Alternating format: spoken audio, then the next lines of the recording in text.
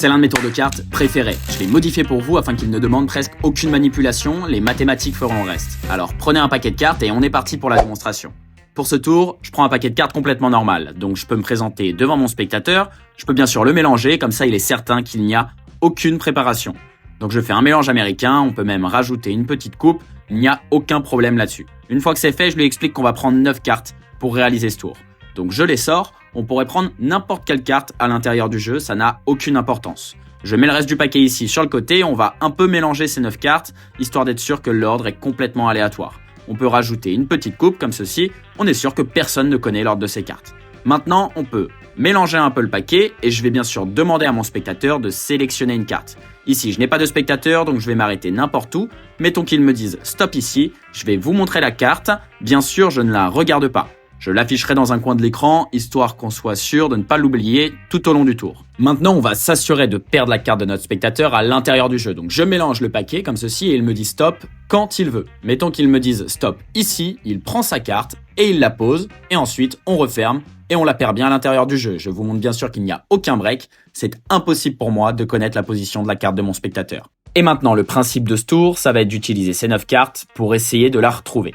Mais avant d'utiliser ces 9 cartes, je vais quand même essayer de la retrouver moi-même, car je suis magicien. Mais bon, je suis un peu débutant, donc ça va être compliqué pour moi. Je vais regarder à l'intérieur du jeu, et je vais voir si j'ai une sensation particulière avec l'une des cartes. Alors, clairement pas ici, non plus. Ah, peut-être celle-ci. Je crois que je l'ai trouvée, ok, je la mets sur le côté. Maintenant, je pense l'avoir retrouvée, je crée une petite connexion avec ces 9 cartes. Donc les 9 cartes vont-elles réussir à retrouver la carte de mon spectateur ? Je repère cette carte à l'intérieur du jeu. Bien sûr, mon spectateur pourrait le faire à ma place. Je vous montre qu'il n'y a aucun break. De toute façon, maintenant que j'ai créé une connexion avec ces 9 cartes magiques, c'est les mathématiques qui vont prendre le relais et qui vont retrouver sa carte. Maintenant, utilisons ces 9 cartes et on va voir si elles ont réussi à créer une connexion avec la carte de mon spectateur. On peut bien sûr les couper. Comme on n'en a que 9, on va essayer de faire des mélanges un peu originaux. Donc, j'intercale les cartes comme ceci. Mon spectateur décide au-dessus, en dessous, peu importe. Voilà. C'est une manière de mélanger comme une autre. Avec 9 cartes, c'est assez compliqué de faire un mélange américain, donc on fait ça. Ensuite, une autre manière, je vais demander à mon spectateur de choisir un chiffre, mettons qu'il me dise 2. Bon, on va faire 2 piles de cartes comme ceci. Encore une fois, c'est des manières de mélanger les cartes qui sont assez originales et qu'on n'utilise pas souvent. Maintenant, mettons qu'il me dise 4, histoire de vraiment être sûr de distribuer les cartes et donc de les mélanger n'importe comment. On récupère les paquets, ça fait plusieurs coupes. Et comme ça, on est sûr de bien les mélanger. À mon tour, je vais dire 3. Comme ça, je fais 3 paquets de 3 cartes complètement égales. On a donc maintenant 3 piles et je vais demander à mon spectateur d'en sélectionner une. Il peut prendre la pile qu'il veut. Je ne sais pas, mettons qu'il prenne cette pile-là. On va la mettre de côté et les 2 autres, on n'en a plus besoin. On peut les mettre sur le dessus du jeu. Ok, on va demander à notre spectateur de regarder les 3 cartes qu'il y a dans la pile qu'il a sélectionnée. Et comme souvent avec les tours de magie mathématique, il va nous suffire d'additionner ces 3 cartes pour retrouver celle de notre spectateur. On a un 6 plus un 8, ce qui nous donne 14, plus un As qui vaut 1, ça nous fait 15. Et maintenant, je vais demander à mon spectateur de récupérer le paquet et de compter 15 cartes. C'est ce qu'il fait. 1, 2, 3, 4, 5, 6, 7, 8, 9, 10, 11, 12, 13, 14... Et la 15e carte est l'As de carreau, la carte de mon spectateur que les 9 cartes magiques ont réussi à retrouver grâce aux mathématiques. Voilà pour la démonstration de ce tour, j'espère vraiment qu'il vous aura plu. Comme je vous le disais au début de la vidéo, c'est un tour que j'ai simplifié afin qu'il ne demande presque aucune manipulation.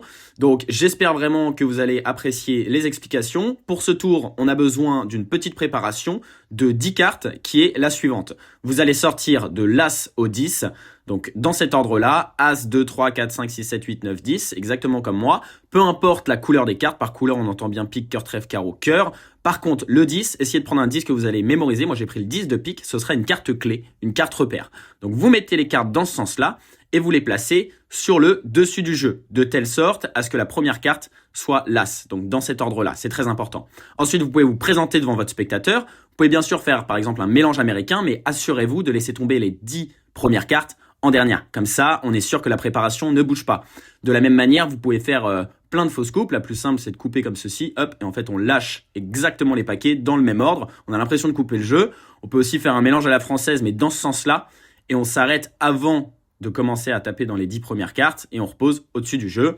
On peut aussi faire des fausses coupes un peu plus complexes de la manière suivante. Je vous mettrai tous les liens dans la description, mais la coupe la plus simple si vous êtes débutant, ça va être de couper un tiers du jeu, de le poser à votre gauche, un autre tiers, de le poser au milieu, et enfin, on pose à droite, et là vous récupérez les paquets dans cet ordre-là, de gauche à droite. On a l'impression de couper le jeu, en réalité, on a toujours notre préparation sur le dessus du jeu avec l'as en première carte. Maintenant que notre spectateur est persuadé que le jeu est bien mélangé, on va lui expliquer qu'on va avoir besoin pour ce tour de 9 cartes magiques. Et vous allez sortir les 9 premières cartes de notre préparation en les distribuant sur la table, de la manière suivante, c'est très important. De telle sorte à ce que d'ailleurs, il nous reste le 10 en première carte. Là, en l'occurrence, le 10 de pique, ce sera notre carte clé, notre carte repère. Vous lui expliquez que ce paquet-là, on le met de côté, et qu'on va un peu mélanger ces 9 cartes complètement aléatoires. En réalité, on va les mélanger d'une manière très précise.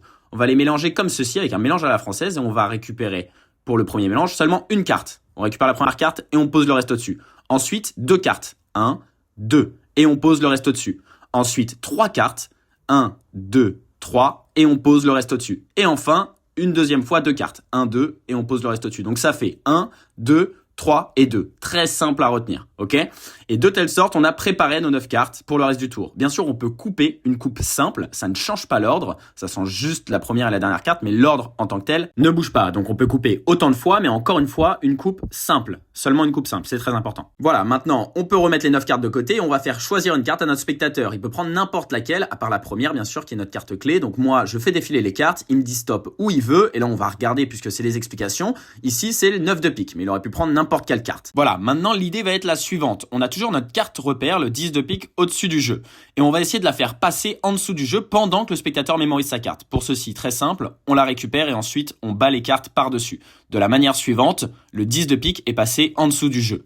Et une fois qu'il a mémorisé sa carte, ce qui devrait être assez rapide, on va refaire exactement le même mélange en lui demandant de nous dire stop. Là où il nous dit stop, on va introduire le 10 de pique. C'est même le spectateur qui peut le faire, donc il pose sa carte exactement là où il a dit stop. Et maintenant, qu'est-ce qui va se passer? On va refermer avec l'autre paquet. Du coup, on va coller le 10 de pique, notre carte repère, à côté de la carte du spectateur. Et de la manière suivante, on a vraiment l'impression que la carte est perdue à l'intérieur du jeu. On peut lui montrer qu'il n'y a pas de break. En réalité, on a notre carte repère collée à la carte de notre spectateur. Maintenant, on va faire une petite pause en lui expliquant qu'on va utiliser ces 9 cartes pour essayer de retrouver sa carte.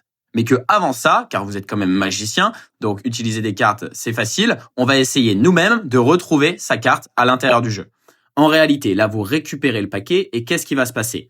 Vous allez aller chercher le 10 de pique, notre carte repère. Donc, vous ouvrez le jeu, là, je vois le 10 de pique et je sais que la carte qui est à sa droite est la carte de mon spectateur. Mais pour le moment, nous, ça ne nous intéresse pas de sortir la carte de notre spectateur. Donc là, on sait que c'est le 9 de pique, mais peu importe. Nous, ce qui nous intéresse, c'est le 10 de pique. Et à partir du 10 de pique, on va venir compter 8 cartes, de telle sorte à ce que la carte de notre spectateur soit en 9e position. Donc, je compte une carte, 2 cartes, 3 cartes, 4, 5, 6, 7, 8. Et c'est la prochaine carte qu'on va venir poser sur la table en faisant croire à notre spectateur qu'on l'a retrouvée. C'est une carte complètement aléatoire et c'est la partie de gauche que vous tenez dans la main que vous allez venir passer en dessous du jeu. De la manière suivante, on vient de positionner la carte de notre spectateur, donc là en l'occurrence le 9 de pique, en 9e position. Donc je vais bien vérifier avec vous que la carte de notre spectateur est en 9e position, car on avait bien compté 8 cartes à partir du 10 de pique, notre carte repère. Donc on a bien, si on regarde, alors attendez, j'éventaille le jeu, 1, 2, 3, 4, 5, 6, 7, 8, 9. Donc le 9 de pique, la carte de notre spectateur, est bien en 9e position. Et là vous expliquez à votre spectateur que vous pensez avoir retrouvé sa carte et que vous allez essayer de créer une connexion avec sa carte et les 9 cartes magiques. Donc vous prenez sa carte, vous pouvez les frotter contre les 9 cartes magiques. En réalité, après ça, vous lui dites, ok, on va reperdre ta carte à l'intérieur du jeu. Ce qu'on veut, c'est la perdre à peu près au milieu du jeu. Il faut surtout pas aller vers le début du paquet, parce que du coup, on a nos 9 cartes qui sont bien triées, donc ça gâcherait toute la préparation. Donc on essaye de la mettre vers la fin, ou en tout cas vers le milieu. Et là, vous lui expliquez que ça y est, bon, nous, en tant que magicien, on a réussi à retrouver sa carte, mais maintenant, ça va être aux 9 cartes magiques d'essayer de la retrouver. Vous lui montrez qu'il n'y a pas de break. En l'occurrence, c'était une carte aléatoire, donc là-dessus, il n'y a pas de problème. Voilà, maintenant, notre spectateur a bien compris qu'on va utiliser les 9 cartes pour essayer de retrouver sa carte perdue n'importe où à l'intérieur du jeu. Donc, vous mettez ce paquet-là de côté, et avec ces 9 petites cartes, on va pouvoir faire plein de sortes de mélanges. En réalité, vous l'avez compris, il ne faut pas changer l'ordre de ces 9 cartes, c'est très important. Donc déjà, on peut faire des coupes, une coupe simple, ça vous l'avez compris, ça ne change pas l'ordre. Ensuite, vous lui expliquez par exemple qu'avec 9 cartes, c'est compliqué de faire certains mélanges, donc on va utiliser des mélanges un peu originaux. Par exemple, on va faire le mélange suivant, on va mettre une carte en dessous, une carte au-dessus, et on intercale comme ceci les cartes. Et une fois que toutes les cartes sont bien intercalées de la manière suivante, vous récupérez les deux paquets distincts et vous lui demandez quel paquet va au-dessus, quel paquet va en dessous. Vous pouvez recommencer ça autant de fois que vous le voulez, ça ne change absolument pas l'ordre des cartes, donc c'est parfait, et c'est le spectateur qui décide quel paquet passe au-dessus, quel paquet passe en dessous. Ensuite, afin de persuader notre spectateur que les cartes sont bien mélangées, on va utiliser une autre technique, on va lui demander de choisir un chiffre, n'importe lequel, et en fonction de ce chiffre, on va distribuer autant de piles de cartes. Mais très important, on distribue de gauche à droite. Donc là, mettons qu'ils nous disent 2, on distribue donc 2 piles de gauche à droite. Et très important, vous allez toujours récupérer la pile de gauche en premier, comme ceci, donc la pile où vous avez posé la première carte. Il peut dire le chiffre qu'il veut, ça n'a aucune importance. Donc là, on va faire comme dans la démonstration, mettons qu'ils nous disent 4, on distribue 4 piles, toujours de la même manière, de gauche à droite, et on récupère toujours les paquets de gauche à droite. Mais il aurait pu dire 5, 6, et dans ce cas-là, on ferait 5, 6 piles, ça n'a aucune importance. Par contre, c'est génial parce qu'on a vraiment l'impression que les cartes sont distribuées et donc mélangées n'importe comment. En réalité, vous allez voir, la conclusion est toujours la même. Ce qu'il faut, c'est terminer avec 3 piles. Donc soit votre spectateur, vous avez de la chance, à un moment, il vous dit 3, soit au bout du deuxième ou troisième coup, c'est vous qui les faites, vous dites ok, on a 9 cartes, donc je vais faire 3 piles de 3 cartes. Et là, vous lui expliquez qu'il va devoir en choisir une. Il peut prendre n'importe laquelle. Ça n'a aucune importance. Et pourquoi ? Parce que ça donnera toujours 15. As plus 6, 7 plus 8, 15. Si on regarde dans la deuxième pile, on a un 4 plus un 9, 13 plus 2, 15. Et si on regarde dans la troisième pile, de la même manière, on a 3 plus 5 égale 8, plus 7 égale 15. Et là, s'il y a un mathématicien dans les commentaires, je veux bien savoir comment ça fonctionne parce que ça marche à tous les coups. Donc là, mettons qu'il choisisse celle du milieu, vous récupérez, très important, les deux autres piles et vous les placez au-dessus du jeu. Du coup, ça fait qu'on a récupéré en tout 6 cartes qu'on a placées au-dessus du jeu, plus 9 la position de la carte de notre spectateur, ça fait donc bien 15. Et donc là, vous lui expliquez qu'on va additionner les cartes de la pile qu'il a choisie, ça donne 15. Et vous l'avez compris, forcément, la carte de notre spectateur est en 15e position. Laissez votre spectateur faire tout ça tout seul en lui donnant les instructions. Ça rajoute vraiment de l'effet quand c'est le spectateur qui le fait. Comme ça, il a vraiment l'impression d'avoir des super pouvoirs. Donc laissez-le retourner les 3 cartes de la pile qu'il a sélectionnées, comptez jusqu'à 15, retournez la 15e carte qui sera toujours sa carte, là en l'occurrence le 9 de pique qu'il avait sélectionné lui-même de manière aléatoire dans un paquet pour lequel il avait l'impression que toutes les cartes ont été mélangées tout au long du tour, que ce soit le paquet en lui-même ou les 9 cartes magiques. Et voilà pour les explications de ce tour, j'espère vraiment qu'il vous aura plu. Si c'est le cas, n'hésitez pas à me le dire en commentaire. Et si quelqu'un a trouvé la solution aux mathématiques derrière ce tour, qu'il n'hésite pas à donner l'explication en commentaire pour la faire partager à tout le monde. Et moi, je vous dis à la prochaine pour une nouvelle vidéo.